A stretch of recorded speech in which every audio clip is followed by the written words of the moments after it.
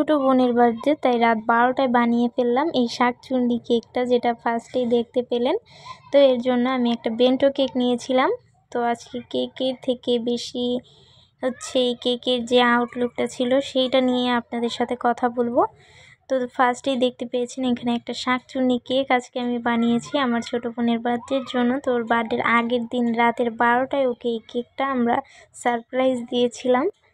তো এর জন্যই কিন্তু এই কেকটা বানিয়ে নিচ্ছি। তো এই ছোট্ট বেন্টো কেকটা কিন্তু আমি বানিয়ে নিচ্ছি জাস্ট ওকে একটু সারপ্রাইজ করার জন্য। তো এই কেকটা আমি অন্য কেকের মতোই কিন্তু ভেতরে যা যা কাজ করা লাগে সব করে নিয়েছি। তো এরপরে আমি খুবই তাড়াহুড়োয় কিন্তু এই কাজটা করছিলাম, যার কারণে কিন্তু এইরকম দেখাচ্ছে ভিডিওতে। তো খুবই অল্প সময়ের মধ্যে এই কেকটা আমি রেডি করেছি। আর কেকটা কিন্তু হচ্ছে সবুজ, হালকা টাইপের একটা সবুজ কালারের মধ্যে আমি রেখেছিলাম। তো আমি একটু ফিনিশিং দিয়ে নিচ্ছি এটা সিম্পলের মধ্যে। আর এই স্টিকারগুলো আমি বাইরে থেকে প্রিন্ট করে নিয়ে এসেছিলাম সেদিনই। তো বাইরে থেকে এই স্টিকারগুলো প্রিন্ট করে এনে কিন্তু আমি কেকের কাজটা শুরু করে দিয়েছি।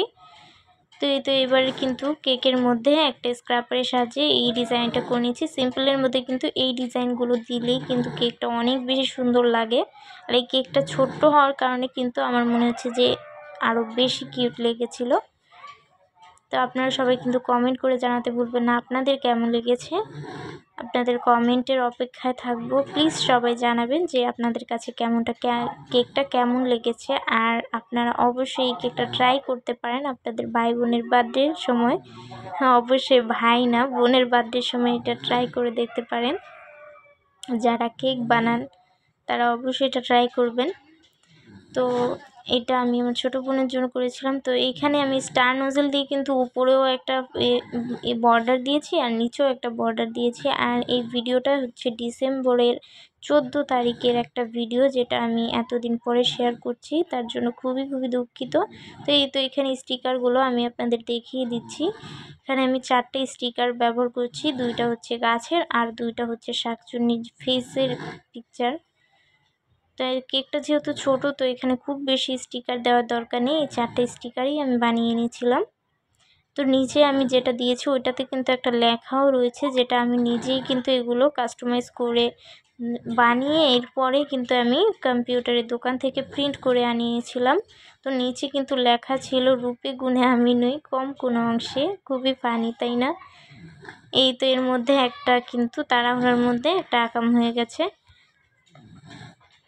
তো এরপরে আমি কোনোভাবে ওইটা আবারও আরেকটা পাইপিং ব্যাগের মধ্যে নিয়ে কিন্তু এই গ্লাস নজল দিয়ে এটা করে নিচ্ছি। তবে আমার ক্রিমটা যেহেতু সুন্দর ছিল এই কারণে ঘাসগুলো কিন্তু খুব বেশি সুন্দর হয়নি। তো একদম লাস্টের দিকে আমি এখানে কিছু বল ব্যবহার করে দিচ্ছি। তো এই তো কেকটা দেখতেই পাচ্ছেন, ভালোই লাগছিল, তাই না? আমার কাছে তো ভীষণ ভালো লেগেছে। ও এইটা একেবারে এক্সপেক্ট করছিল না, যে ও বলছিল এটা বানানোর দরকারই নাই, বাট আমি তাও এটা ইচ্ছা করে জোর করে এটা বানিয়ে দিছি, যে আমার কেকের জন্য জ্বালাচ্ছি সেইটাই বানাবো তোর জন্য। তো আর কি করার, বেচারি এটা একসেপ্ট না করে আর কোথায় যাবে। তা আপনাদের কেমন লেগেছে সেটা জানাবেন। আর অবশ্যই ভিডিওতে লাইক কমেন্ট করে দিবেন।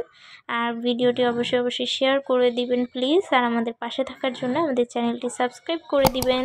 দেখা হচ্ছে নেক্সট ভিডিওতে। আল্লাহ হাফিজ।